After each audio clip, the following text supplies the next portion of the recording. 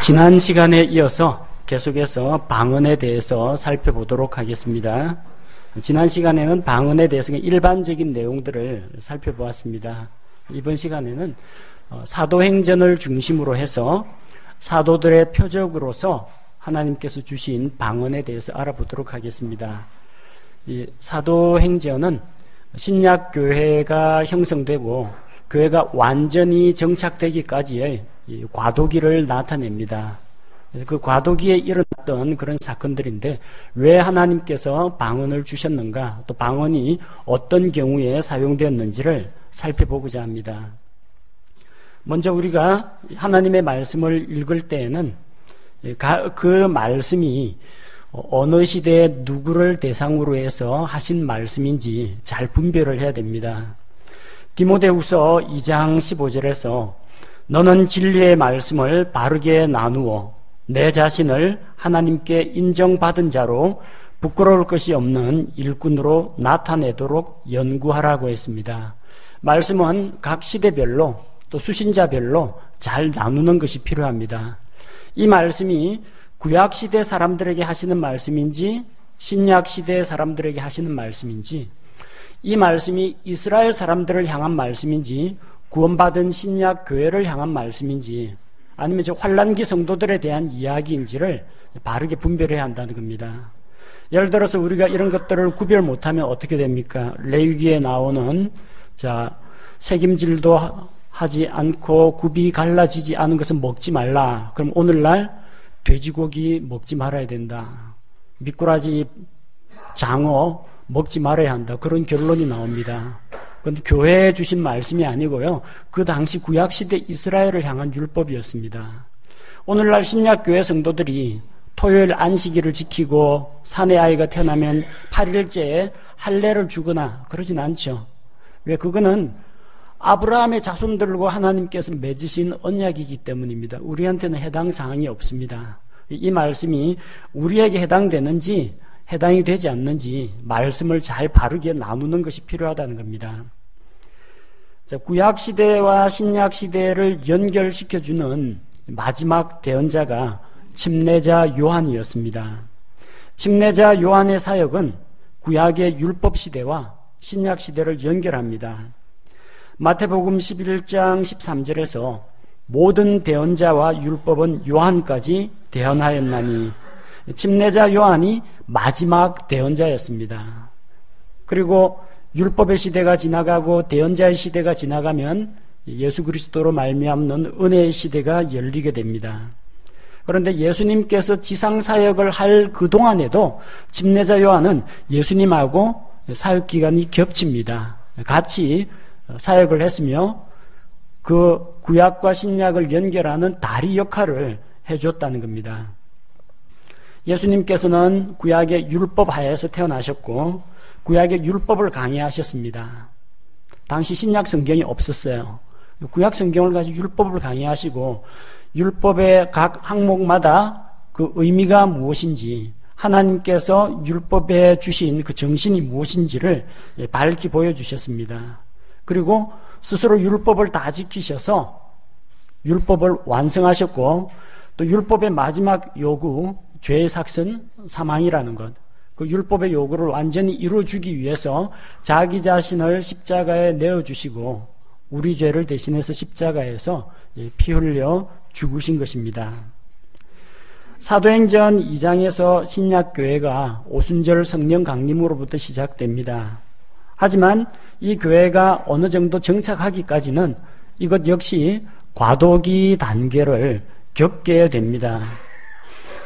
여러분이 성경을 조금 자세히 읽어보면요, 사도행전 2장에서 7장까지 선포되는 그 메시지를 살펴보면 그 메시지 가운데 예수 그리스도 십자가에서 흘리신 보배로운 피를 믿고 각 개인이 구원을 받으라는 메시지가 사도행전 7장까지는 나오지 않습니다.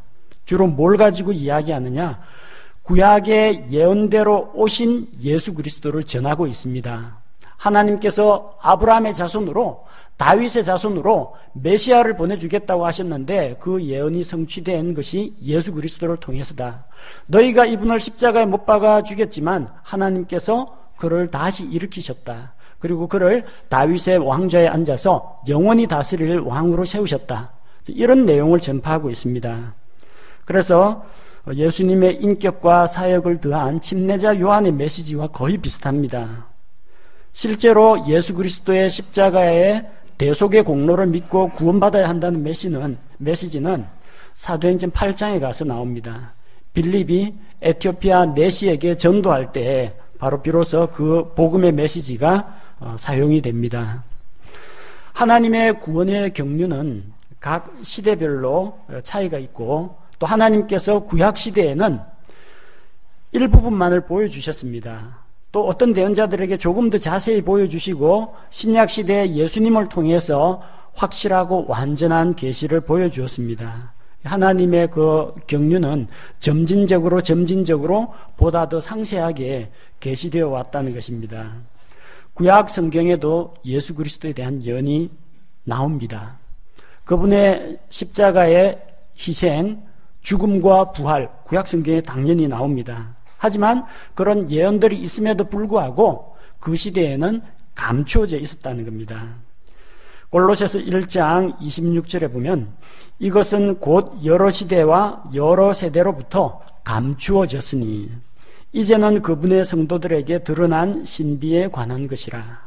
이 놀라운 복음의 메시지가 구약에 이미 담겨 있었습니다. 그러나 감춰져 있었고 몇몇 대언자들만 하나님의 계시를 받아서 그런 것을 이해할 수가 있었습니다. 모든 사람이 그걸 다 알고 있었던 건 아닙니다. 베드로전서 1장 10절에서 12절에서도 구약시대의 대언자들은 하나님의 그 구원의 경륜을 모두 다 이해하지는 못했습니다. 그것이 신약시대에 와서 성령님께서 사도들과 복음 전도자들을 통해서 그것을 완전하고 확실하게 계시해 주셨다는 겁니다. 지금 이 사도행전의 이 말씀은 따라서 아직까지 신약 성경이 나오기 전 단계입니다. 그리고 율법과 전통을 여전히 지키고 있는 유대인들을 대상으로 복음을 선포하던 그런 시기였습니다. 그렇다면 사도들이 와서 이 은혜의 복음을 선포하려면 이 사도들의 말이 맞다는 것을 누군가가 입증을 해줘야 합니다. 신약 성경이 있다면 신약 성경이 그 증거 자료가 되겠죠. 하지만 이 당시에는 아직까지 신약 성경이 완성되지 않았던 단계입니다. 따라서 하나님께서는 그런 사도들의 말을 확증해 주기 위해서 표적이나 기적을 주셨습니다. 하나님께서 모세에게 율법을 주시고 이스라엘 백성을 구출하겠다, 그들을 하나님의 백성으로 삼는다라는 그 말을 입증하기 위해서 모세와 아론을 통해서 기적을 보여주셨습니다. 구약시대의 대언자들 마찬가지입니다. 엘리야나 엘리사와 같은 대언자, 우상을 숭배하는 이 하나님의 백성들에 대해서 그들의 죄를 책망하고 회개를 촉구하면서 당신이 무슨 자격으로 우리에게 이렇게 말씀을 선포하느냐 하면 하나님께서 나를 보내셨다. 보내신 증거가 무엇이냐? 그래서 엘리야와 엘리사와 같은 이런 대언자들은 능력을 행했습니다. 그 능력을 보고 과연 하나님께서 보내신 사람이 맞구나. 자, 그런 것들을 이스라엘 백성들이 알아볼 수가 있었습니다. 은혜의 시대를 여시는 예수 그리스도에게도 하나님께서 예수님을 통해서 표적과 기적과 이런 능력을 행하게 하셨습니다. 마찬가지로 사도들의 말에 대해서 사도들이 선포하는 메시지에 하나님께서 힘을 실어주시기 위해서 표적과 기적을 보여주셨습니다. 이 표적 은사들은 바로 이런 과도기 단계에서 주어졌다는 겁니다. 그런데 신약의 교리는 이게 과도기 한 세대와 다음 세대를 연결하는 이 다리 위에다가 세우면 안 됩니다. 기초공사도 안 돼 있는 다리 위에다가 집을 짓고 살겠습니까? 그렇게 하면 안 되고요. 다리를 완전히 건너간 다음에 견고하고 안전한 기초 위에다가 교리를 세우는 것이 필요합니다. 이 방언은 사도의 표적으로 주신 것이라고 성경이 기록하고 있습니다. 마가복음 16장 14절에서 18절에 보면은 주께서 사도들에게 권능을 주시는데 이게 모든 그리스도인에게 주신 말씀이 아니라 예수 그리스도의 사도들에게 주시는 말씀입니다. 마가복음 16장 11절에 보니까 이 11명의 사도들은 그분께서 살아계시다는 것과 예수님 부활하셨다는 것과 그녀에게 보이셨다는 것을 듣고도 믿지 아니하니라. 예수님의 부활을 믿지 않았습니다. 13절, 이것은 엠마오 마을로 가던 두 제자가 돌아와 가지고 부활하신 주님을 만났다 증거하는데, 13절, 그들이 가서 남은 사람들에게 그것을 고하되 그들 역시 믿지 아니하니라. 안 믿었습니다. 14절에 그 뒤에 11제자가 11사도가 음식 앞에 앉았을 때에 예수님이 나타났습니다. 그분께서 그들에게 나타나사 그들이 믿지 아니하는 것과 마음이 강팍한 것을 꾸짖으시니, 이는 그분께서 일어나신 뒤에 그분을 본 자들의 말을 그들이 믿지 아니하였기 때문이더라. 자, 그들이 믿지 아니하는 것을 꾸짖으시고 그들이 믿지 않았다고 했습니다. 그럼 이 믿지 아니한 자는 누구예요? 11명의 예수님 제자들을 이야기합니다. 그런데 예수님께서 17절에 믿는 자들에게는 이런 표적들이 따르리니 라고 말씀하시거든요. 바로 이들이 예수님의 부활을 믿지 않으면 사도로서 활동을 할 수가 없습니다. 사도들이 해야 될 게 예수님 십자가 죽음과 부활을 전해야 되는데, 자기들이 예수님 부활을 안 믿으면 어떻게 전할 수 있겠습니까? 그들이 예수님의 부활을 믿고 주님이 파송한 사도가 되면은 그런 자들에게는 표적들이 따라다닌다고 했습니다. 곧 그들이 내 이름으로 그들이 마귀를 내쫓으며 새 언어로 말하며, 방언 이야기입니다. 마귀를 내쫓고 새 언어를 말하고 뱀들을 집어 올리며 어떤 치명적인 것을 마실지라도 해를 받지 아니하며 병든 사람들에게 안수하면 그들이 나을 것이라고 했습니다. 이 표적은 모든 그리스도인에게 주신 것이 아니라 유대인 사도들에게 주신 표적이었다는 것입니다. 그들이 믿고 또 예수 그리스도의 사도가 될 때 이런 표적으로 주께서 함께 증언하신다고 했습니다. 따라서 사도로 인정받으려면 이 중 한 개가 아니라 5가지를 다 할 수 있어야 한다는 겁니다. 오늘날 그리스도인 가운데에서 이런 표적을 다 행할 수 있는 사람은 없습니다. 왜냐하면 지금은 사도의 시대가 아니기 때문입니다. 주께서는 이런 표적들을 통해서 뭘 하셨느냐? 신기한 어떤 이벤트를 해가지고 사람들을 끌어모으는 그런 역할을 한 것이 아니고, 20절에서 그들이 나아가서 모든 곳에서 복음을 선포하며 주께서 그들과 함께 일하시며 따르는 표적들로 말씀을 확증해 주시니라. 아멘. 사도들이 복음의 말씀을 선포하면 이 사람은 하나님께서 보내신 사람이 맞다라는 것을 확증해 주기 위해서 바로 그런 표적들을 함께 주셨다는 이야기입니다. 그래서 사도행전에 나오는 이런 표적 은사들, 이것은 사도들이 선포하는 메시지에 하나님께서 확증 도장을 찍어주시는 것이다, 그렇게 보시면 됩니다. 사도행전에 기록된 이 방언의 은사는 사도들의 사역과 관련해서 나타났습니다. 항상 방언하는 그 자리에는 사도와 사도의 영향력이 있었다는 것을 볼 수 있습니다. 사도행전의 방언으로 말하는 것은 딱 3번 나타납니다. 사도행전 2장 오순절 성령 강림 때, 사도행전 10장 고넬료에게 말씀이 선포되었을 때, 사도행전 19장 침례자 요한의 제자들에게 복음을 전했을 때 3번 나타납니다. 자, 사도행전 2장 4절에서 11절에 보면 오순절 성령 강림 때 사도들이 외국인들을 대상으로 타 언어로, 방언으로 말을 했습니다. 근데 믿는 자들이 모두 다 방언을 한 것은 아닙니다. 사도행전 2장을 보면 12사도가 방언으로 말했습니다. 사도행전 8장에서는 빌립이 사마리아에 복음을 전했습니다.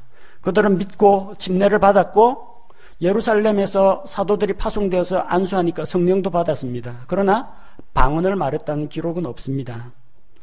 사도행전 8장 후반부에서 빌립의 전도로 에티오피아 내시가 믿고 구원받고 침례까지 받았습니다. 그러나 에티오피아 내시는 방언을 말하지 않았습니다. 사도행전 9장에서 사도 바울이 회심하고 주님께로 돌아왔습니다. 구원받았습니다. 그러나 바울이 그 즉시로 방언을 하지는 않았습니다. 사도행전 10장에서는 베드로의 전도로 고넬료가 불러모은 고넬료 자기 가족, 친족, 친구들이 구원을 받고 성령께서 임하시니까 방언을 말했습니다. 사도행전 19장에서 바울의 전도로 침례자 요한의 제자들이 방언을 말했습니다. 그래서 사도행전 2장, 10장, 19장에 3번 나오는 이 방언이 어떤 것이었는지 함께 살펴보도록 하겠습니다. 먼저 사도행전 2장 4절에서 11절 오순절 성령 강림 때 이야기입니다. 자, 사도행전 1장 말씀해 보면 1장 14절에 이들이 다 여자들과 예수님의 어머니 마리아와 그분의 형제들과 함께 한 마음이 되어 기도와 간구를 계속하더라.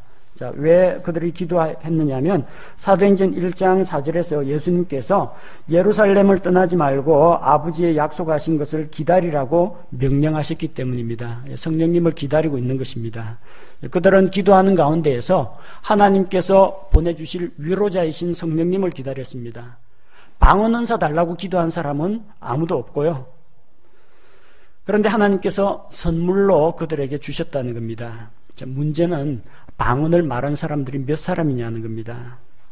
우리가 흔히들 오순절 마가다락방 120명의 성도들에게 성령이 임하니까 그들이 일제히 방언을 말했다라고 이야기하는데 그 120명은요, 다락방 기도 모임 사도행전 1장 14절에 나옵니다. 자, 근데 그 120명 가량 되는 사람이 기도와 간구를 하고 모여 있을 때 베드로가 일어나서 이제 가룟 유다가 사도직을 버리고 스스로 목숨을 끊었기 때문에 새로운 사도를 한 명 더 뽑는 이야기가 나옵니다. 중간에 이 이야기가 끼어 있어요. 그래서 제비 뽑기로 마띠아를 얻습니다. 26절에서 제비를 뽑으니 제비가 마띠아 위에 떨어지니라. 그가 11사도와 함께 계수되니라. 이래서 12명이 됩니다.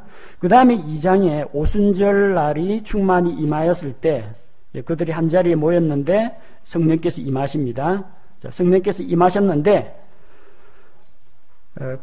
그들에게 말하게 하시는 대로 다른 언어들로 말하기 시작하였다 했는데 몇 명이 방언으로 이야기했느냐는 겁니다.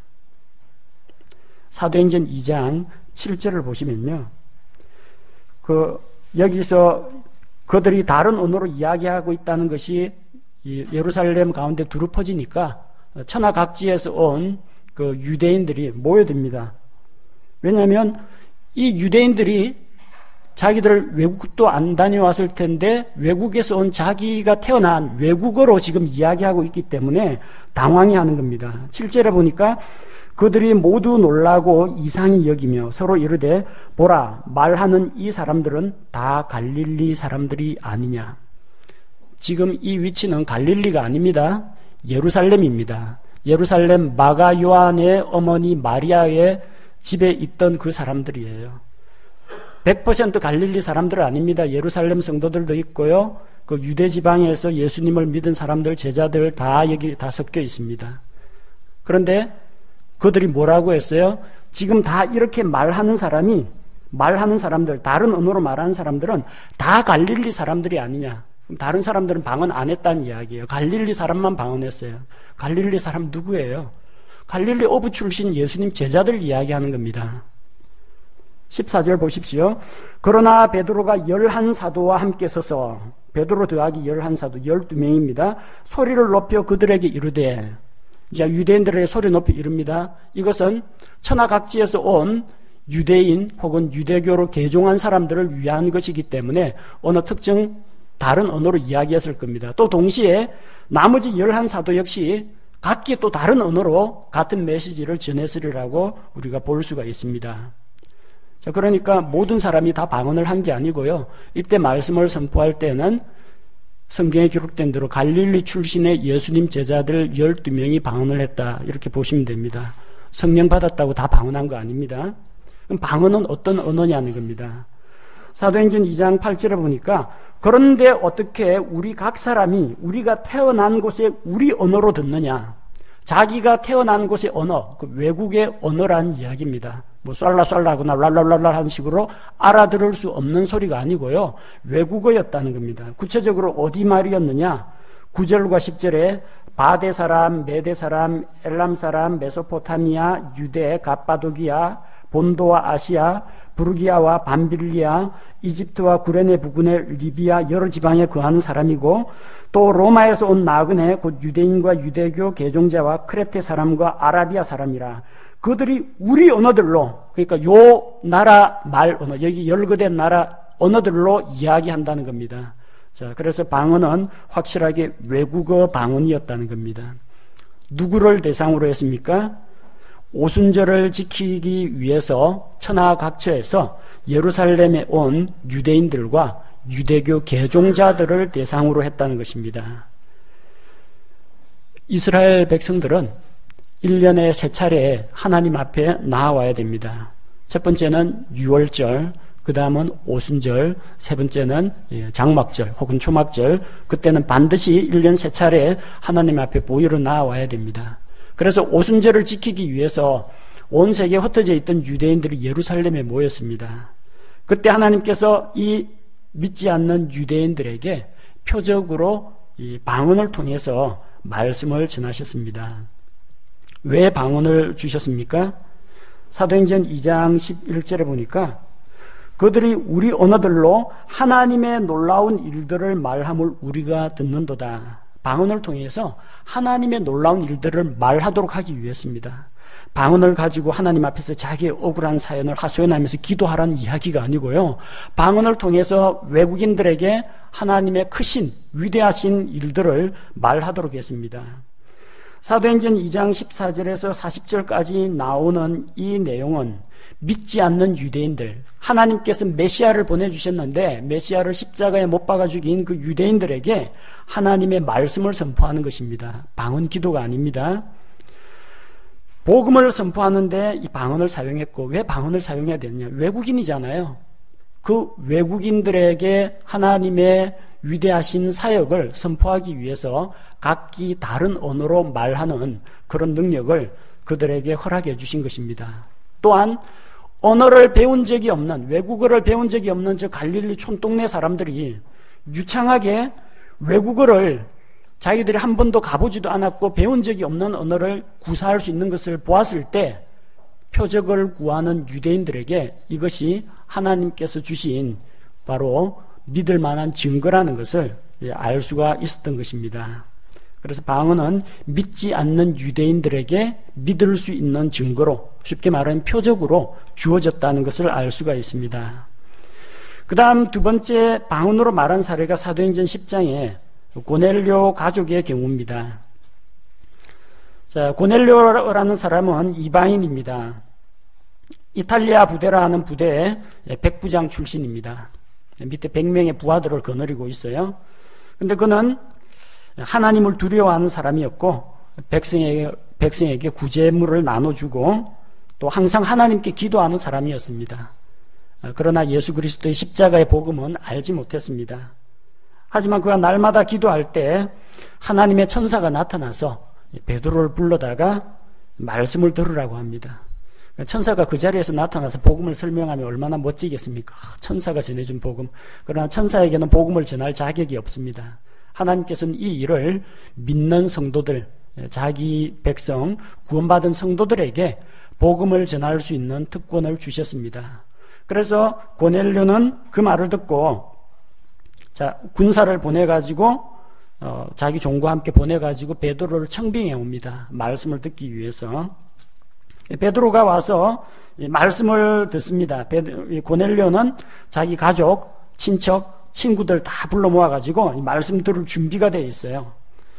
말씀을 들을 때 사도행전 10장 44절에 베드로가 아직 이 말들을 할 때에 성령님께서 말씀을 들은 모든 사람 위에 임하심에 할례자들에 속한 자들로서 믿은 자들 곧 베드로와 함께 온 자들이 이방인들 위에도 성령님을 선물로 부어주시는 것으로 인해 다 놀라니.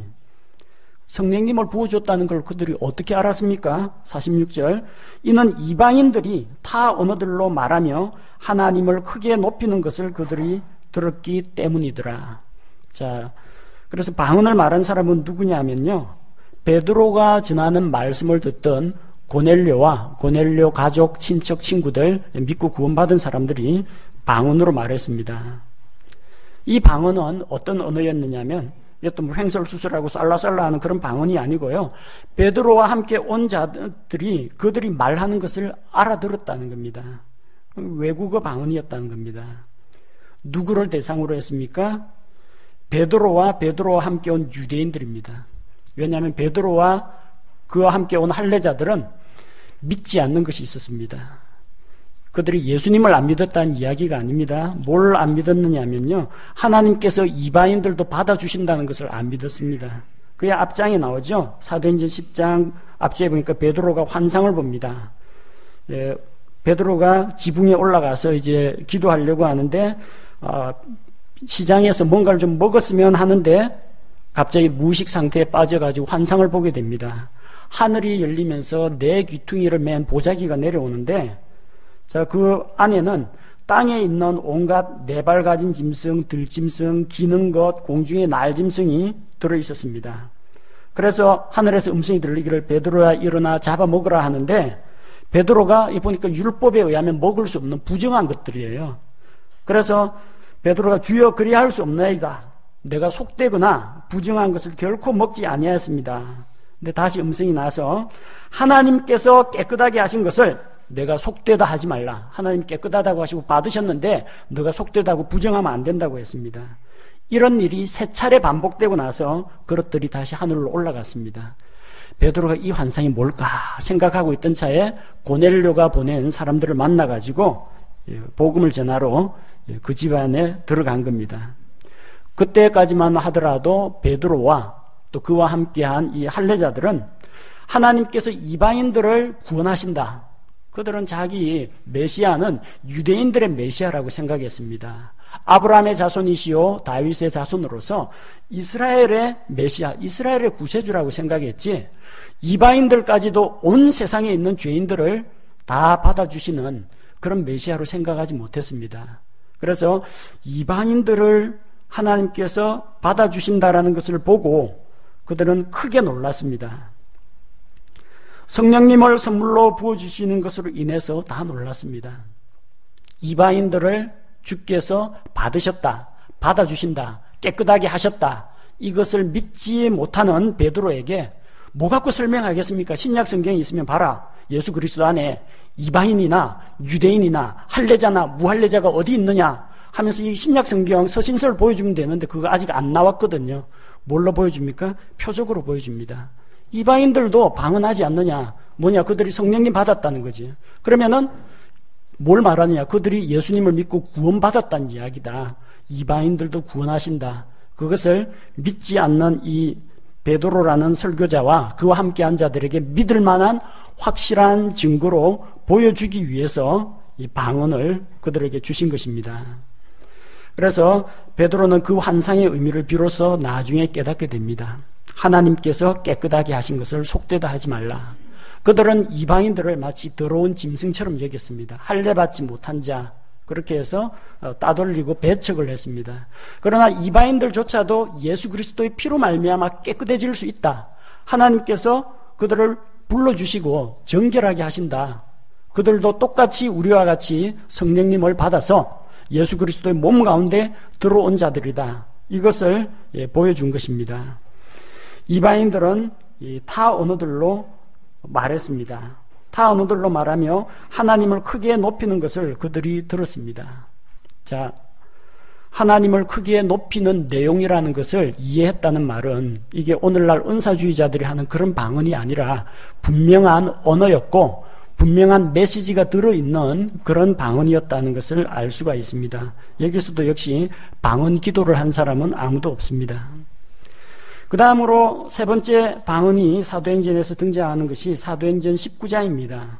사도행전 19장 1절에서 7절에 나오고, 자, 이 말씀은 믿지 않는, 아직까지 구원받지 못한 침례자 요한의 제자들을 대상으로 사도 바울이 말하는 내용입니다. 아볼로는 고린도에 가 있는데 바울이 위쪽 지방으로 다니다가 에베소 지역에 이르러서 어떤 제자들을 만났습니다. 그래서 19장 2절에 그들에게 물어봅니다. 너희가 믿은 이래로 성령님을 받은 적이 있느냐 물어봅니다. 순복음 교회나 오순절 은사주의자들 요 구절만 딱 떼놓습니다. 불신자한테 이 말을 하는 게 아니고요. 교회 다니고 있고 예수님 믿고 구원받은 성도한테 딱 질문을 던집니다. 너희가 믿을 때 성령을 받았느냐? 그런 질문은 던지면 안 됩니다. 믿고 구원받은 자는 성령 침례를 통해서 예수 그리스도의 몸 가운데 들어와 있고 성령께서 내주하고 계십니다. 그런데 너희가 성령을 받았느냐? 성령 받았다면 성령 받은 증거로 방언을 해보라, 무슨 표적을 행사하라, 그렇게 이야기하는데 옳지가 않습니다. 지금 대상자는 누구냐면요, 안 믿는 침례자 요한의 제자들, 아직도 요한의 침례까지만 알고 있는 그 제자들입니다. 자, 지금 예루살렘에서는 신약교회가 형성되어 있고 또 스데반의 순교로 인해서 일어난 환란 때문에 복음이 유대, 사마리아, 그 이방인들에게 퍼져나가고 있는데 아직까지 거리가 멀리 떨어져 있는 저 고린도 에베소 지역까지는 이게 전파가 안 됐습니다. 그래서 아직도 구약시대의 생각을 가지고 살아가는 사람들이 있다는 거예요. 침례자 요한의 제자들, 예수 그리스도의 십자가의 복음은 아직 몰랐습니다. 요한의 침례까지만 알고 있었습니다. 요한의 침례는 예수님께서 오시는 앞길을 예비하는 것입니다. 왕이 오실 텐데 왕을 맞이할 준비를 해라, 왕국의 백성들아. 그러려면 너희가 회개해야 된다. 회개의 표시로 침례를 받으라고 한 겁니다. 그까지만 알고 있었지 이미 오셔서 우리 죄를 제거하시고 대속해 주신 그 예수 그리스도까지는 몰랐다는 것입니다. 그래서 바울이 그들에게 물어봅니다. 너희가 무슨 침례를 받았느냐? 그들이 말하기를 요한의 침례라고 합니다. 바울이 설명을 해줍니다. 참으로 요한이 회개의 침례로 침례를 주며 백성에게 말하여 그들이 자기 뒤에 오실 분, 곧 그리스도 예수님을 믿어야 한다고 증거했는데 그 예수님에 대해서 이제 소개해 주는 겁니다.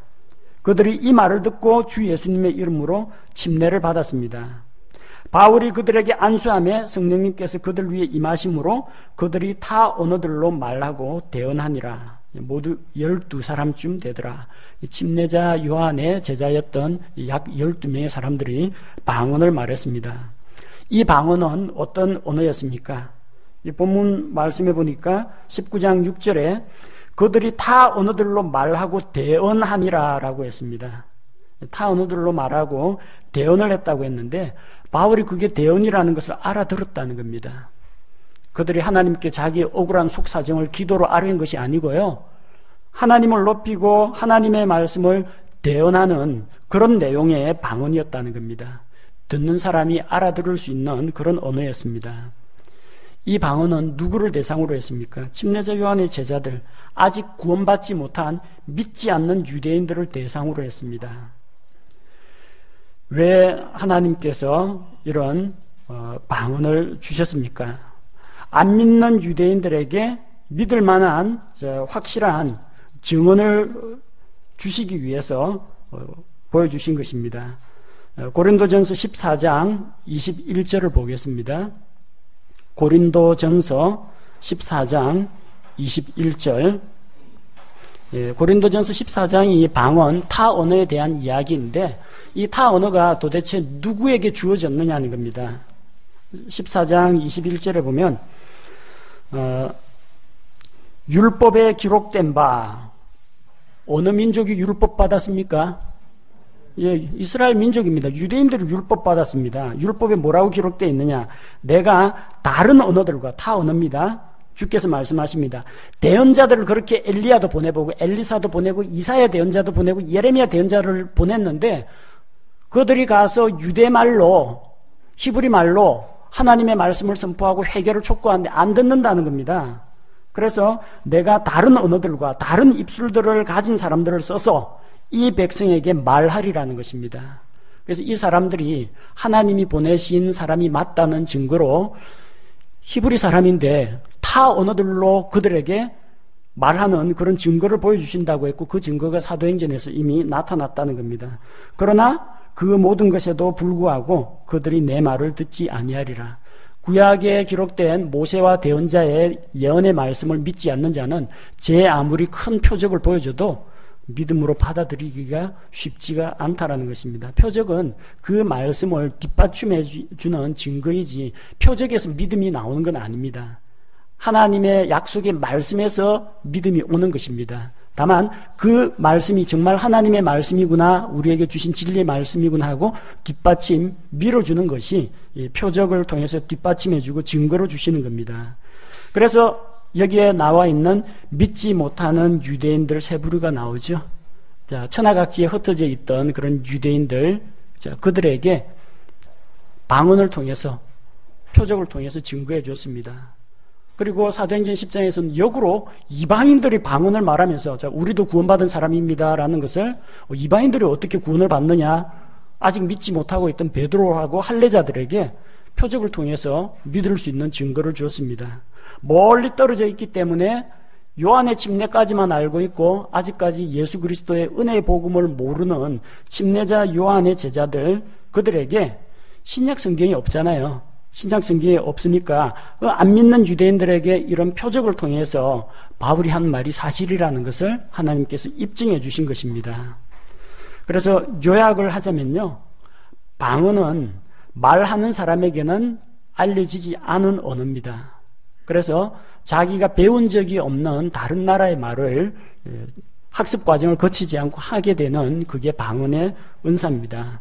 그래서 곳곳에서 방언은 알지 못하는 언어라고 되어 있습니다. 그 알지 못하는 언어는 랄랄랄라 쌀랄랄 이렇게 해가지고 사람들이 알아들을 수 없는 언어란 이야기가 아니고요, 말하는 사람 자신은 알지 못하는, 배운 적이 없으니까 알려지지 않은 언어인데 그 말을 듣는 외국인은, 그 언어를 사용하는 외국인은 알아들을 수 있는 언어였다는 겁니다. 또 방언은 하나님께서 믿는 자들에게 선물로 주셨습니다. 간절히 사모해서 받은 것도 아니고요, 방언 달라고 기도해서 받은 사람은 아무도 없어요. 선물로 하나님께서 필요할 때 주신 것이라는 것을 알 수가 있습니다. 물론 필요가 없으면 거두어 가기도 하신다는 것도 우리가 알 수가 있습니다. 그리고 이 방언은 믿지 않는 자들에게 보여주기 위한 표적이었습니다. 표적의 은사는 믿지 않는 자들에게 믿을 만한 증거를 주기 위해서 더해진 것입니다. 근데 그 표적은 누가 구합니까? 고린도전서 1장 22절 23절에 보면 유대인들은 표적을 구하고 그리스 사람들은 지혜를 추구하나 우리는, 신약교회 성도들, 우리는 십자가에 못 박히신 예수 그리스도를 선포한다고 했습니다.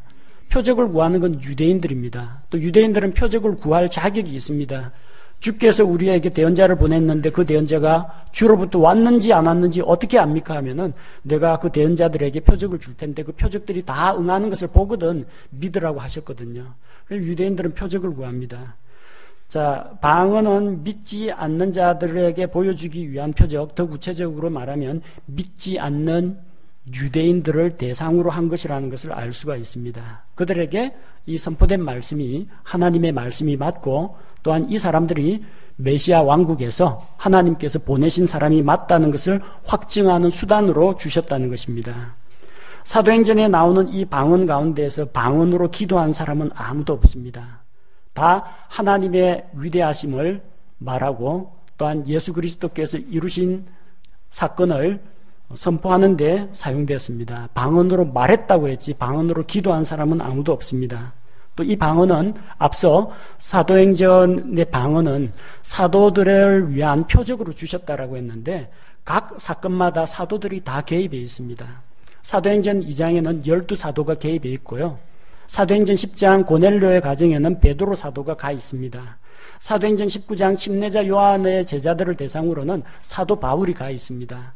사도들의 사역과 관련해서 나타나 있지 다른 사건, 사도들과 무관하게 사도행전에서 방언이 사용된 적은 없다라는 겁니다. 그래서 요약하자면 과도기 때, 신약교회가 세워지는 과도기 때 사도행전에서 나타나는 그런 방언 현상은 하나님께서 믿는 자들에게 선물로 주셨는데 믿지 않는 유대인들을 깨우쳐 주기 위해서 사도들의 표적으로 주신 것이다. 그렇게 이해하시면 됩니다. 그리고 그 표적은 그들이 배운 적이 없는 외국어를 말할 수 있는 능력을 갖게 되었다는 것입니다. 오늘날은 신약교회 시대입니다. 사도들의 시대가 아닙니다.